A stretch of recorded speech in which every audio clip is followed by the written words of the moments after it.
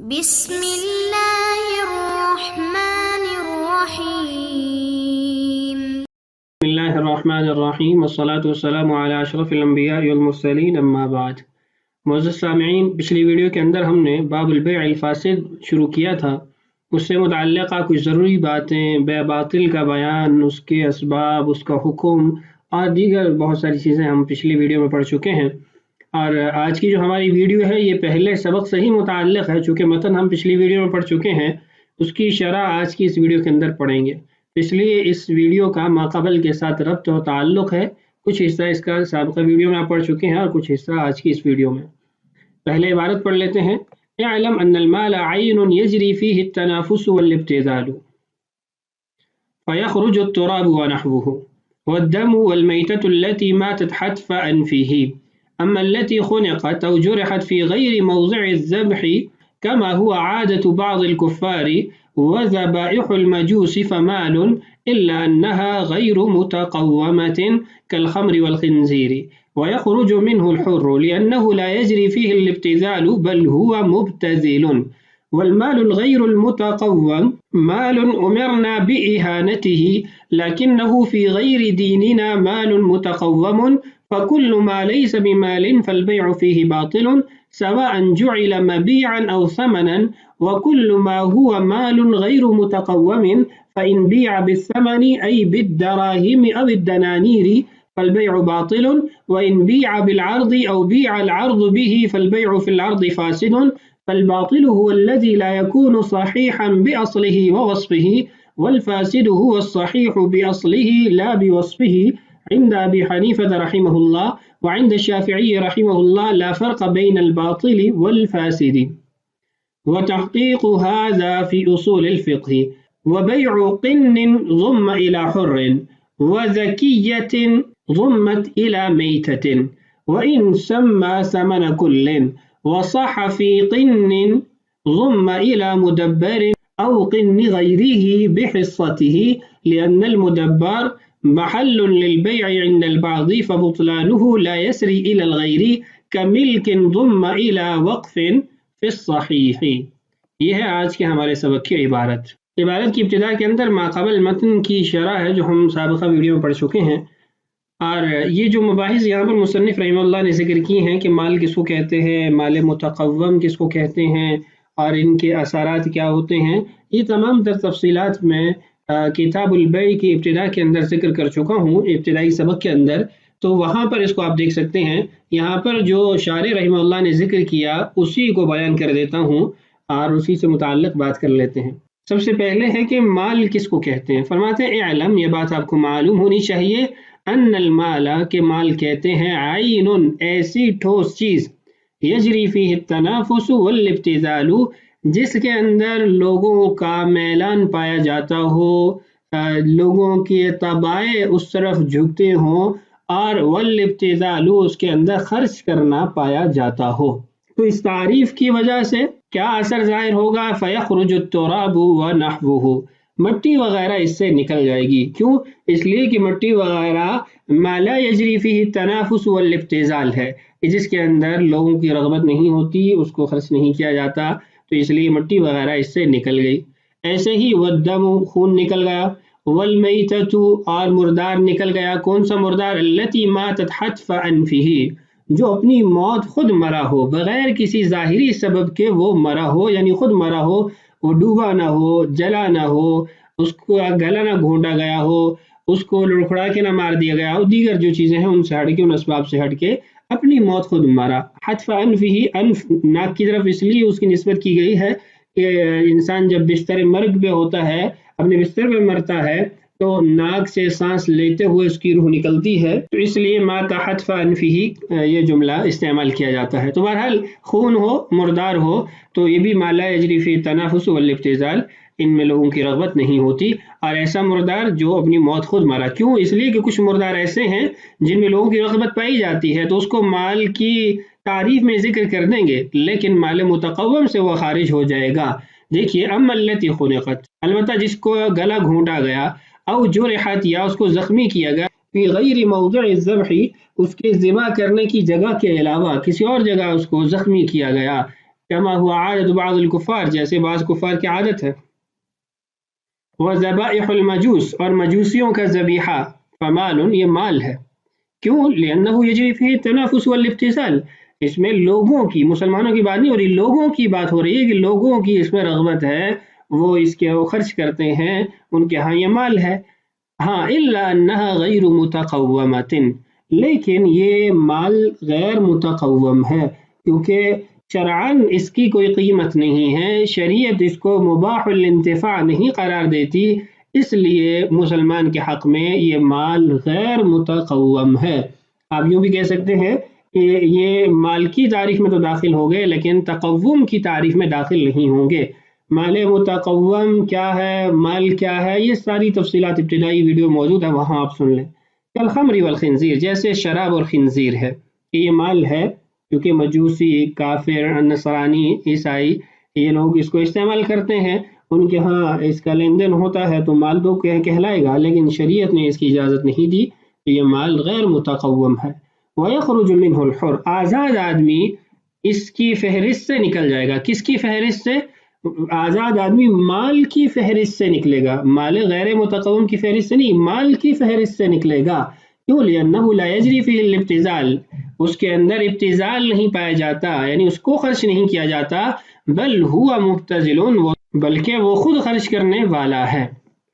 اب اس کے بعد ہے کہ مال غیر متقوم کیا حکم کیا ہے، شریعت نے ہمیں کیا کرنے کا حکم دیا؟ فرماتے ہیں والمال الغیر المتقوم، مال غیر متقوم مال، مال تو ہے عرف کے اندر، شریعت کے اندر نہیں، امرنا باہانتہ، شریعت نے ہمیں یہ حکم دیا کہ ہم اس کی اہانت کریں، تذلیل کریں، نہ یہ کہ اس کی تقدیس کریں، تعظیم کریں۔ لیکنہ فی غیر دیننا مال متقوم، لیکن ہمارے دین کے علاوہ دیگر جو ادیان ہیں اس کے اندر وہ مال شمار ہوتا ہے، مال متقوم شمار ہوتا ہے، تو اس لیے ان کے ہاں تو مال متقوم ہے،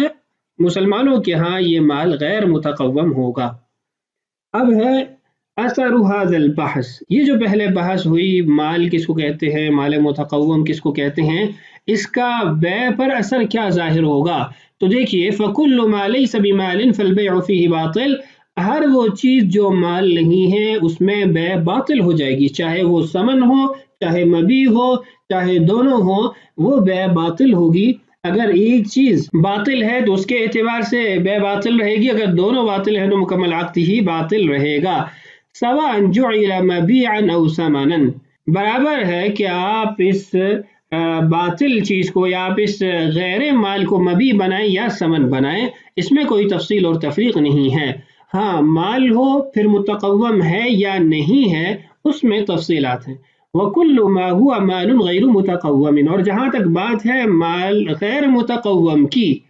تو اس کی تفصیلات یہ ہیں، فَإِن بِيعَ بِالثَّمَنِ، اگر ثمن کے بدلے میں مال غیر متقوم بیچا جاتا ہے، یعنی ثمن کے بدلے میں مال غیر متقوم کو مبیع بنایا جاتا ہے، بالدراہم والدنانیر، درہم ہو، دینار ہو، یا کوئی بھی ثمن اصطلاحی یا خلقی ہو، فالبیع باطل، تو بیع باطل ہی رہے گی۔ جیسے ہم نے پچھلی ویڈیو میں کہا کہ اگر شراب اور خنزیر کو ثمن کے بدلے میں بیچتا ہے تو یہ بیع باطل ہو جائے گی، کیوں؟ اس لیے کہ ہم شراب اور خنزیر کو خرید نہیں سکتے، تو ثمن کو بغیر عوض کے تو ہم نہیں دے سکتے، اور وہ اس مال غیر متقوم کو تبدیل بھی نہیں کر سکتا، چونکہ مبیع تو طے ہو جاتا ہے۔ ہاں وَإِن بِيعَ بِالْعَرْض، اگر اس نے مال غیر متقوم کے مقابل میں، عوض میں، ثمن میں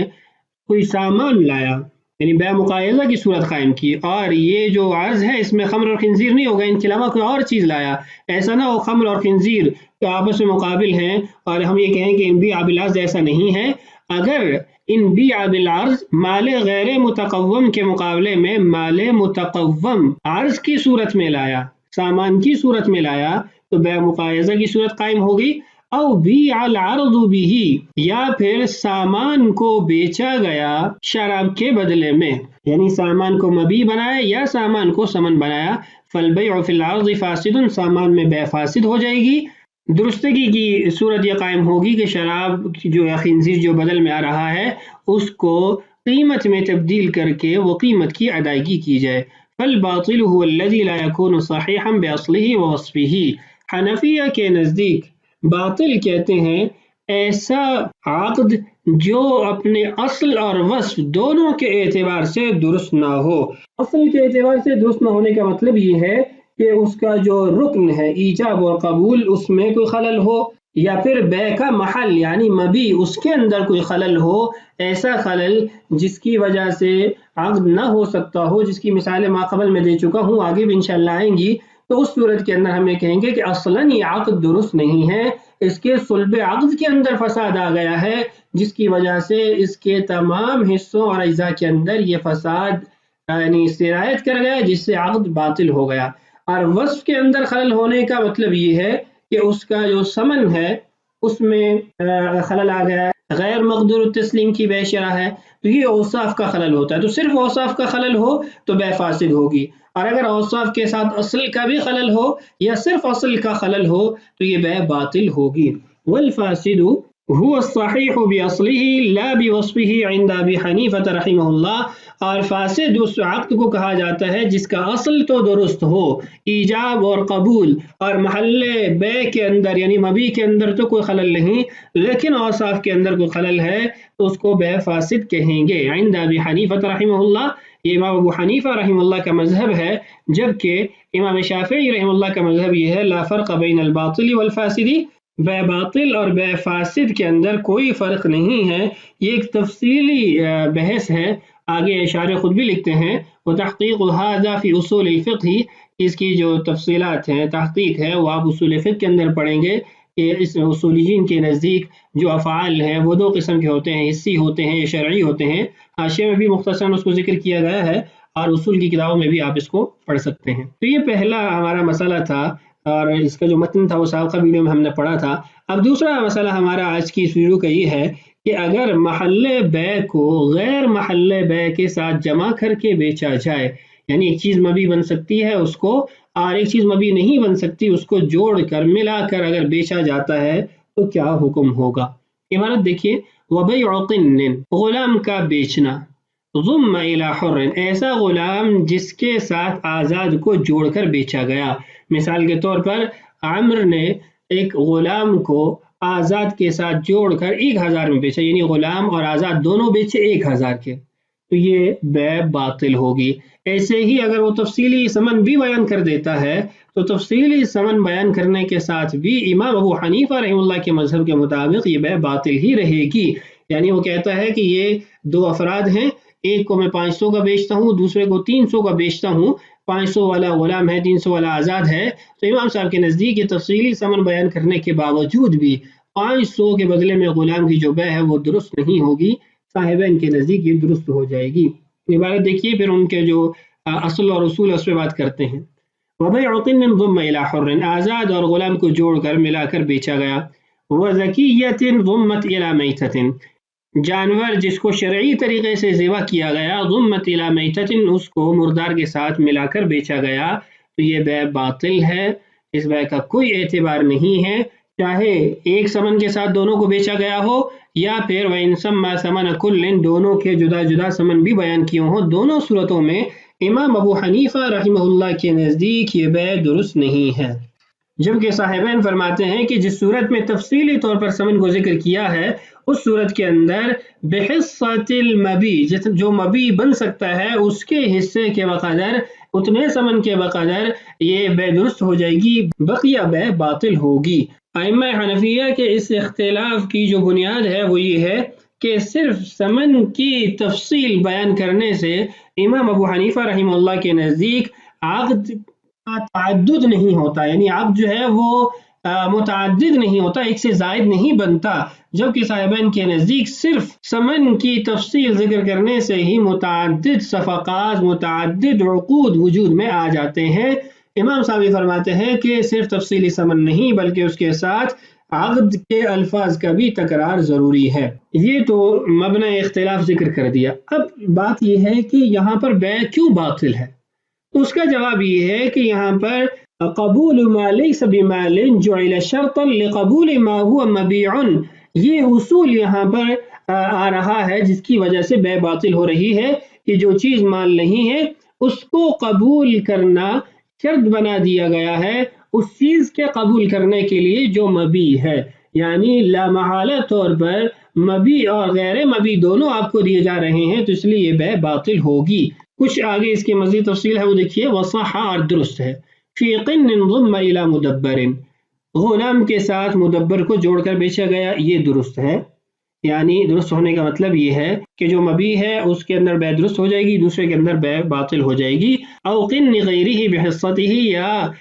غلام کے ساتھ کسی دوسرے کا غلام جوڑ کر بیچ دیا، فضولی کے اعتبار سے، وصی کے اعتبار سے، کسی بھی اعتبار سے، تو یہ بے بھی درست ہو جائے گی۔ بحصتہ من الثمن، جو مبی بن سکتی ہے چیز اس کا جتنا ثمن بنتا ہے اس کے مقابل میں بے درست ہو جائے گی، باقی بے باطل ہو جائے گی۔ وجہ یہ ہے کہ مدبر امام شافعی رحمہ اللہ کے نزدیک بک سکتا ہے، اس کی بے شرح درست ہے، تو وہ مختلف ہی ہے۔ ایسے ہی دوسرے کا غلام بک سکتا ہے، فضولی بیچ سکتا ہے، اگر وہ بعد میں اجازت دیتا ہے تو یہ بے نافذ ہو جاتی ہے۔ وصی بیچ سکتا ہے، وکیل بیچ سکتا ہے، مختلف اس کی صورتیں بن سکتی ہیں۔ تو یہاں پر من وجہن وہ مبی بنتا ہے، من وجہن مبی نہیں بنتا، تو اس لیے یہاں پر بحصتہ من الثمن بے کو درست کر دیا گیا، اور جو دیگر چیزیں ہیں مطلب کسی اور کا غلام ہے یا مدبر ہے تو اس کے اندر بے کو باطل کر دیں گے۔ لأن المدبر محل للبيع عند البعض، چونکہ بعض کے نزدیک مدبر جو ہے وہ محل بیع ہے، جس میں امام شافعی رحمہ اللہ کا نام آتا ہے۔ فبطلانہ لا يسري الى الغیر، ان صورتوں میں یہ غیر مبی کا جو بطلان ہے، جو بے باطل ہو رہی ہے، اس کا اثر مبی کی طرف سرایت نہیں کرے گا۔ اس کی ایک مثال دے کے آگے بات کو سمجھایا، کملک ضم الى وقف فی الصحیح، کہ اگر کسی آدمی نے اپنی مملوکہ زمین کو وقف کی زمین کے ساتھ جوڑ کر بیچا، تو وقف کی زمین کے اندر تو بے درست نہیں ہوتی، لیکن مملوکہ زمین کے اندر بے اس کے حصہ ثمن کے بقدر درست ہو جاتی ہے، صحیح قول کے مطابق۔ تو جیسے وہاں پر وقف کی زمین کے ساتھ اپنی مملوکہ زمین بیچی تو اپنی مملوکہ زمین بک گئی بحصتها من الثمن، تو یہاں پر بھی ان دو صورتوں میں فی قن ضم الی مدبر یا فی قن ضم الی قن غیرہ، یہاں پر بھی جو اس کا اپنا غلام ہے اس کے اندر اس کے حصہ ثمن کے بقدر بے درست ہو جائے گی۔ یہ آخر میں ایک جو لفظ لکھا ہوا ہے فی الصحیح، اس کا مطلب یہ ہے کہ اس مسئلے کے اندر بھی دو آراء ہیں، یعنی اختلاف پایا جا رہا ہے، اور اختلاف کرنے والے وہ علامہ ابو سعود آفندی رحمہ اللہ ہیں۔ انہوں نے وقف کی تقسیمات کی ہیں کہ دو قسم کا ہوتا ہے، محکوم باللزوم، غیر محکوم باللزوم، اور پھر اس اعتبار سے اس مسئلے کے اندر انہوں نے اختلاف کیا۔ تفصیلات آپ وقف کے ابواب کے اندر پڑھ لیں گے، یہاں اس کی ضرورت نہیں ہے۔ بہرحال یہ تھا ہمارا سبق، بقیہ مسائل انشاءاللہ آنے والی ویڈیوز میں پڑھتے ہیں۔ اللہ تعالیٰ سے دعا ہے اللہ تعالیٰ ہمارے لیے اسباق کی تکمیل آسان فرمائے، اللہ تعالیٰ ہم سب کا حامی و ناصر ہو۔ السلام علیکم ورحمۃ اللہ وبرکاتہ۔